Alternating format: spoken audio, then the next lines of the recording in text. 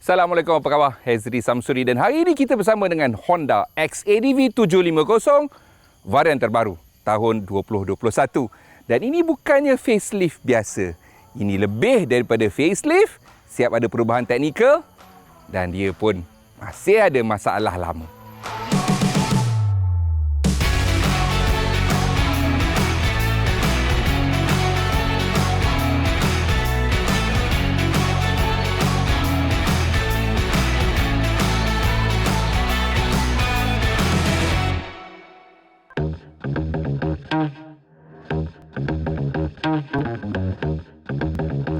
Varian pertama untuk XADV ini dilancarkan dalam tahun 2017 dan ini ialah varian Honda yang paling laku di Eropah.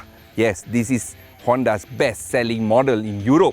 Now, kerana bentuk dia ni memang unik. Dia bentuk macam skuter tetapi dia menggunakan enjin dan powertrain motosikal. Dia menggunakan enjin 750cc 2 inline parallel twin, ya. Dan perubahan yang dilakukan secara fizikal daripada luar tak banyak tapi banyak. Apa maksud dia? Bentuk macam sama tetapi sebenarnya tidak. Honda dengar apa komplain orang. So, nombor satu kita boleh tengok bahagian lampu. Lampu datang siap dengan DRL sekali. Nampak? This is the DRL. So, daripada jauh nampak macam sama tapi tak sama. Satu komplain saya pasal XADV dulu yang the first version tu ialah riding position, cara menunggang dia tu. Walaupun dia ni rendah tetapi floorboard dia ni terlampau ke tengah dan ke belakang. So untuk varian baru ni, seat ni dia reka balik dan floorboard ni ditolak ke depan supaya kaki kita lebih mudah untuk lekat ke tanah. Dia tak duduk terkangkang macam dulu. Dulu terkangkang, sekarang tidak. Dan paling penting sekali sekarang, baru saya rasa saya duduk dalam motor, bukan atas motor macam dulu. Dulu, saya bawa seminggu pun, saya tak suka langsung motor tu. Dan saya rasa ramai orang marah dengan saya sebab saya kata motor tak sedap. Tapi, yelah, takkan saya nak cakap benda yang tipu kan. Saya cakap benda tu tak sedap sebab saya tak suka. Tapi yang ini ni, when they redesign the riding position, terus alhamdulillah rasa selesa. Sama juga dengan windscreen dia, ada 5 position, ngam-ngam. Saya rasa ini satu motor yang saya kira windscreen dia saya takkan tukar sebab dah perfect. Untuk cockpit dia pula memang ada juga perubahan. Parking brake sekarang dekat atas ini lebih mudah untuk kita gunakan. Dan kemudian button on off dia ni pun dekat sini. So kita on kan dan dia dah tak pakai skrin dulu. Skrin LCD murah macam 150 dia buatnya padahal harga puluh-puluh ribu. Sekarang baru betul pakai TFT skrin color.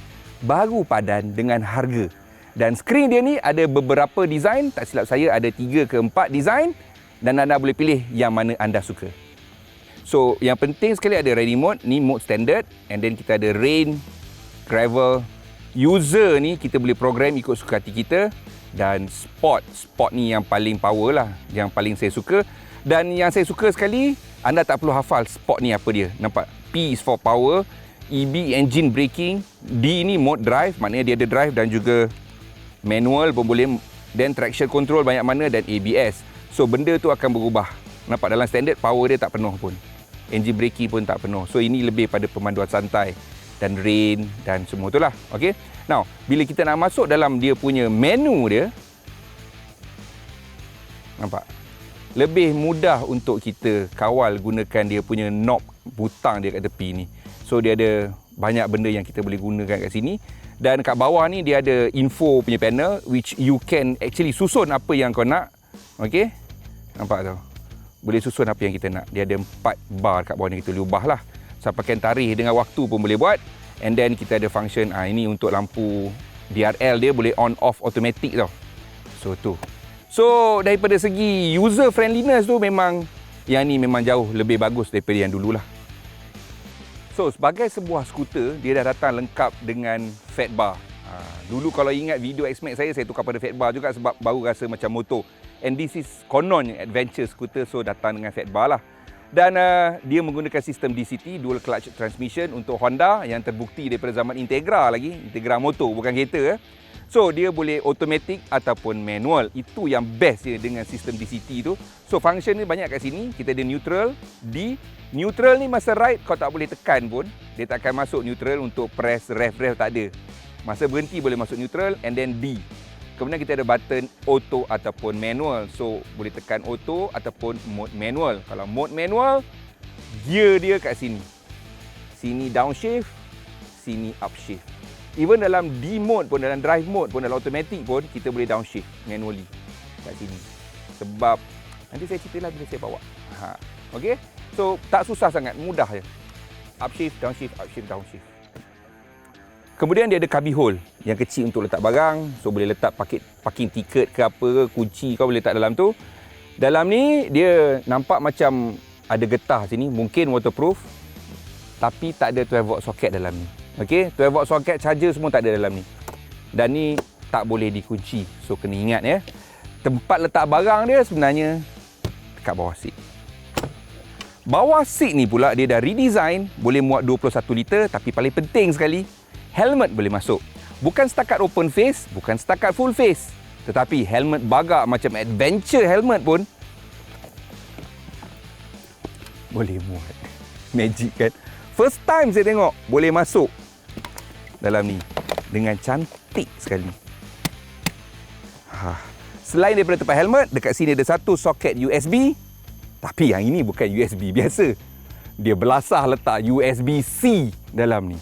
Lebih cepat charging, cuma kalau kau letak phone kau dekat atas ni, dengan charger point dekat sini, you need to run the cable from the handlebar right masuk dalam ni. Yang tu kau kena buat sendirilah. Okey. Dan rack, yang ini ialah rack optional dia. Kalau nak pasang top box, kena pasang rack dia. Rack dia harga berapa? Kalau Honda punya memang dalam 2,000 lebih. Kalau yang third party punya 1,000 lebih. Okey. So pandai-pandailah. Tapi yang penting double check quality dia. Sebab kita tak mau top box kita jatuh. True to its scooter form, untuk memastikan dia ni ada ciri skuter, dia menggunakan tayar kecil. Tayar depan 17 inci dengan upside down fork. Belakang ni dia guna monoshock. Tayar saiz 15 inci je. Walaupun lebar. So dekat situ dengan tayar kecil dia ni, rasa skuter dia tu tetap ada walaupun dia pakai chain. Now, seteruk utama dia dekat Malaysia ialah T-Max yang Yamaha baru launch dengan harga yang lebih tinggi. Wallahualam kenapa. Dan yang itu menggunakan CVT. So, untuk peminat skuter sejati, dia memang akan prefer CVT dengan mangkuk-mangkuk dia tu. Tapi untuk mereka yang hybrid, macam saya suka practicality sebuah skuter, tetapi saya tak suka CVT. Sebabnya ialah, lepas 3-4 tahun kau pakai, kau datanglah cerita kat aku, apa jadi dengan CVT kau dan berapa kau nak repair. Untuk yang ini, this is a proven mechanism, rantai dan sprocket. Settle. CVT dengan belt versus rantai dengan sprocket dengan gearbox, sebenarnya daripada segi hantaran tenaga lebih bagus rantai. Power loss dia lebih jauh kurang daripada CVT. Hantaran tenaga pun lebih direct. Itu bestnya rantai, dan paling penting sekali, rantai senang dan mudah dijaga. Mungkin tak boleh lawan shaft, tetapi long run yang ini lebih mudah. Sebab aku dah pakai motor shaft. Aku pun tahu perangai dia macam mana. Long run, chain lebih murah. Dia ada 5 position. So kau pilih lah. Ni paling tinggi. Dan ni kat tengah-tengah. Ya. 5 position. Sayangnya tak boleh buat masa riding. Kena buat masa berhenti. Seperti sebuah skuter, tangki dia pun saiz skuter lah. Tangki yang ini ialah 13.2 liter. So, ada kat tengah ni. So, tangki dia sampai kat bawah. So, daripada segi titik gravity dia memang cantik lah kat bawah tu. Berapa jauh dia boleh pergi? Kawan-kawan kata yang version 1 tu boleh pergi dalam 240-250 km.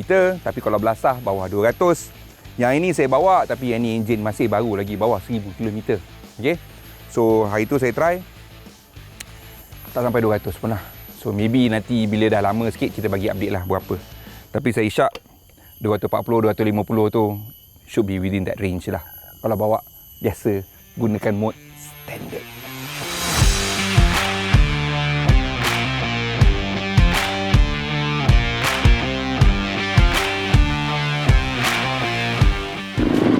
Untuk XADV 2021 ni, memang Honda dah buat macam-macam sebenarnya untuk pastikan power tu ada. So engine tu dah revise. Sekarang ni power output dia 43.1 kW, tinggi sikit daripada dulu. Ada level speed torque pula yang sekarang ni sudah punya 69 Nm of torque, which is higher than before. Tak cukup dengan engine mapping, Honda siap tukar gear ratio. Gear 1, 2, 3 fokus lebih untuk mengecut, untuk pick up, dan 4, 5, 6 untuk segi ekonomi.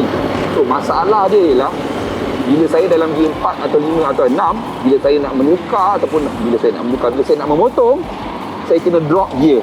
Dan kalau nak drop gear secara automatik lembab, kena press habis. So saya kena drop gear secara automatik. Automatik manual. Allahuakbar, tekan button drop gear, baru dia drop. Cepat sikit lah tu. So boleh lah. Dan satu lagi yang saya buat dengan motor yang ini ialah saya tukar exhaust dia. Saya pakai Euro 5 compliant. So bising dia sebenarnya mengikut regulasi Eropah. Yang ini full system.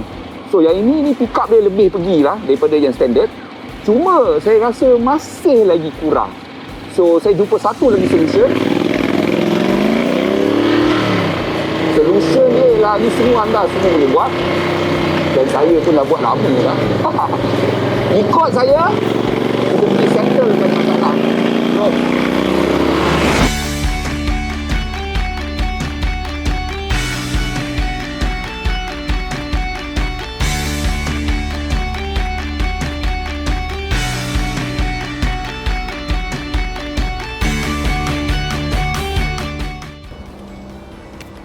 Ni dia rahsia dia. Sebenarnya antara RON 95 dengan 97, dua-duanya di Malaysia ni sekarang ni menggunakan Euro 4M. Ini bagus sebab jika dulu kandungan sulfur dalam petrol kita ialah 500 ppm, dengan Euro 4M untuk dua-dua ni dia dah turun jadi 50 ppm. Ini bermakna kurang sulfur, enjin kita beroperasi dalam bentuk paling optimal. Paling penting, enjin tahan lama. BH Petrol Infinity RON 95 ni pula, dia mempunyai deposit cleaning agent. Maknanya ejen pembersih deposit yang terlekat pada injektor bahan api kita tu.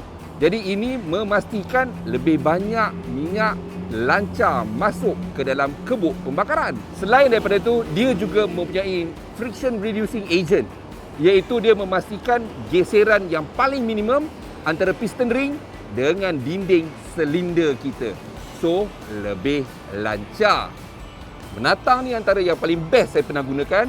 Ambil kad, sentuh je, terus dia tunggu dapat ni, pump, settle. Biasa saya guna RON 95, tetapi sebenarnya RON 97 ni lagi power.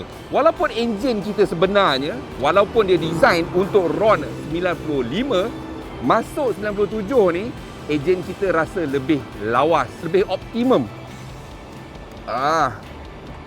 Dia menggunakan 2 kali ganda sukatan yang disyorkan. Bermakna lebih banyak additif yang digunakan, lebih power enjin kita, lebih bersih enjin kita, lebih menjimatkan.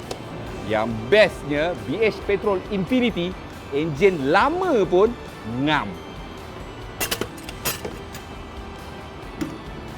Let's ride.